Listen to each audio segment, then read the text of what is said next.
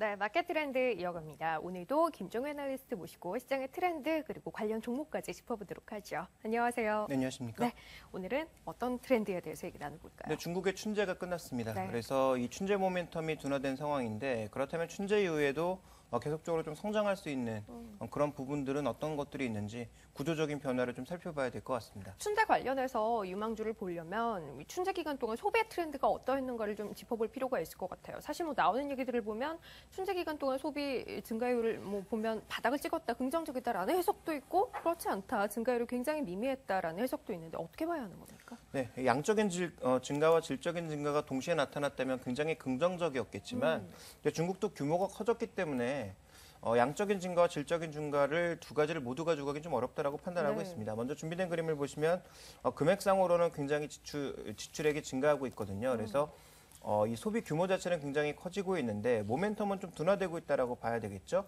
실질 증가율은 올라가고 있지만 명목 증가율은 크게 감소하면서 두 가지를 모두 끌고 나가기에는 조금 어려운 국면으로 진입했다라는 것을 알 수가 있고요. 지역별로 살펴봤을 때도 전반적으로 감소했습니다. 안희성을 비롯한 일부 지역에서 2013년 대비 더 증가한 모습을 보여주고 있지만 전국적으로는 감소하는 모습이었고요. 상해라든지 북경 같은 일선 도시에서는 이 모멘텀이 크게 좀 둔화되는 모습을 보여주고 있다는 것이 중요한 특징이다라고 봐야 될 것 같습니다.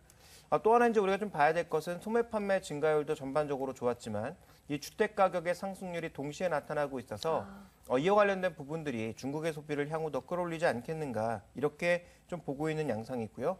품목별로 살펴봤을 때는 가전제품의 증가가 굉장히 눈에 띄는 모습이고 이 귀금속이 크게 증가했는데요. 이 귀금속 증가는 조금 일시적이라고 봐야 되겠죠. 왜냐하면 이번에 그 발렌타인과 겹치는 모습에서 그렇죠. 이 귀금속이 원래 이때 증가하는데 이번에 기간이 겹쳤기 때문에 상대적으로 춘제 작년과 비교했을 때 급격하게 증가한 것이거든요. 그래서 이것은 조금 일시적인 내용이라고 볼 수가 있지만 전체적인 상황으로 놓고 봤을 때는 IT 쪽의 증가가 가장 좀 주목해 볼 만한 상황이 아닌가 이렇게 보여지고 있습니다. 귀금속 판매가 증가했다는 것은 뭐 일시적인 요인에 의한 것일 가능성이 높다라는 얘기 하셨는데 그러면 좀 더 의미를 부여해서 볼 만한 긴 기간에서도 뭐 의미가 있을 만한 이번 춘제 기간 소비 패턴의 변화라고 한다면 어떤 게 있을까요? 네, 중국이 이제 돈을 쓰는데 여행에도 돈을 쓰기 시작했다라는 것. 그래서 이제 그 춘제 기간이 긴 것은 결국 고향에 돌아가는 그 기간이 오래 걸리기 때문이 아니겠습니까? 네. 그럼에도 불구하고 이제 이 춘제 기간에는 오히려 여행을 가는 사람들이 늘어나고 고향에 있다는 안 것을 가고요. 네, 네. 그렇습니다. 주목해 봐야 될 것 같은데 준비된 그림을 보시면 중국 여행업의 전반적인 수입 크게 증가하고 있는 모습이죠. 그래서 금액 자체는 크게 증가하고 있는데 증가율은 좀 둔화되고 있는 모습이어서 전체적인 소비 트렌드를 좀 쫓아가고 있다 이렇게 봐야 될 것 같습니다. 그래서 이 부분은 앞으로도 이제 구조적으로 증가할 수밖에 없는 부분이라는 것, 국내외 여행이 모두 증가하고 있다는 것을 주목해 볼 필요가 있겠고요. 네. 얼마 전에 CNBC 리포트를 보니까 이제 그런 내용이 나오더라고요. 한 번에 움직이는 춘제 기간에 움직이는 중국인들의 총 숫자가 미국 전체 인구수와 똑같다. 이런 네. 얘기가 나올 정도로 전체적으로 크게 증가하고 있는 그런 모습을 나타내고 있다는 점. 그래서 이건 구조적인 변화라고 보여지고요. 네. 자, 또 하나 우리가 좀 살펴봐야 될 것은 이 춘절 기간의 주택 거래량을 살펴보니까 전체적으로 좀 주택 거래량이 크게 늘고 있습니다. 매매 면적과 비교해서도 그렇고요. 작년 춘절 대비해서 증가율. 그래서 부동산과 관련된 여러 가지 규제 때문에 실제적으로 주택 거래량 주택 가격이 오르지 못했는데 이런 변화가 올해는 나타나고 있다는 거죠. 이것은 1선, 2선 도시 전 지역에 걸쳐서 나타나는 트렌드라는 점에서 이 주택 가격의 상승이, 부동산 가격의 상승이 전체적으로 지금 증시도 끌어올리고 있고 중국 경제에 대한 기대감도 좀 끌어올리고 있는 그런 상황이고요.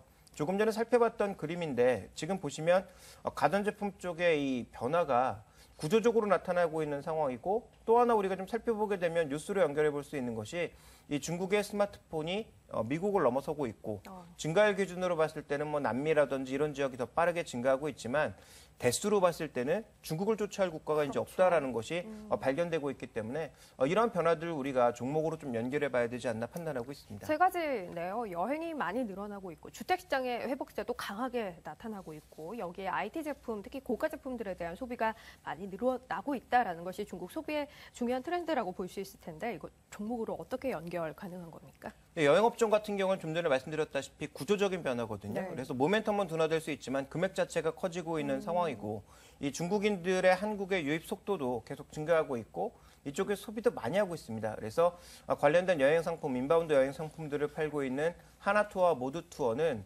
일본 쪽의 흐름은 줄어들고 있지만 중국 쪽의 증가가 나타나고 있고 반대로 또 국내에서 중국으로 가는 그런 수요도 최근 증가하고 있고 실제적으로 우리나라에서도 지금 여행 수요가 증가하고 있는 상황이고 이들이 이제 수익원을 넓히기 위해서 호텔 산업과 같은 신규 사업으로도 적극적으로 진출하고 있기 때문에 이들에 대해서는 장기적인 관점에서 구조적인 변화를 받아들일 필요가 있다라고 판단하고 있습니다.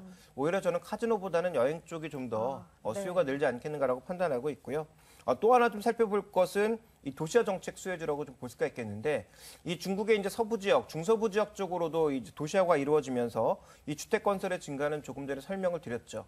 그렇다면 이와 관련된 종목군들의 관심을 가져볼 필요가 있을 것 같은데 이번 달에도 이 두산인프라코어와 같은 굴삭기 판매량은 감소하는 모습을 맞아요. 보였습니다. 네. 그렇지만 중국의 정책이 이번 전인대 양회를 중심으로 나오게 된다면 실제적으로 좀 빠르게 증가할 가능성이 있기 때문에 반드시 정책을 확인한 후에 투자 비중을 늘릴 것을 말씀드리겠고요. 네. 그렇다면 이제 그동안 계속적으로 중국의 압박을 받았던 두산인프라코어라든지 관련된 부품주라고 볼 수 있는 동양기준, 대창단조 같은 종목군들 좀 주목해 보실 필요가 있을 것 같고 이 중국 종목이라서 좀 위험하다라는 생각을 들고 있습니다만 이 중국의 이제 타일 업체라고 볼 수 있는 완리 같은 네. 이런 종목군들도 우리가 한번 볼 필요가 있겠다라고 판단하고 있고요. 자, 마지막으로 살펴봐야 될 것은 IT 업종인데 현재 지금 세트보다는 부품이나 장비 쪽에 우리가 좀 주목해 봐야 될 것 같아요. 왜냐하면 중국의 시안에 들어가 있는 삼성전자의 공장, 그리고 이 LG 디스플레이 LCD 공장이라든지 그리고 이제 중국 제품들 레노버 쪽에서도 스마트폰과 스마트 디바이스를 점점 많이 만들고 있기 때문에 이와 관련된 흐름 살펴본다면 뭐 삼성전자라든지 하이닉스, LG 디스플레이, 삼성전기 같은 종목군들에는 우리가 좀 장기적인 시각에서 계속 주목을 해봐야 되지 않나 판단하고 있습니다. 다만 이 세 가지 트렌드 가운데 중국의 도시화 정책 관련한 수혜주에 대해서는 정책 확인한 이후에 적극적인 대응이 바람직하다라는 의견 주신 거고요. 알겠습니다. 오늘 마켓 트렌드 김종효 애널리스트 함께했습니다. 고맙습니다.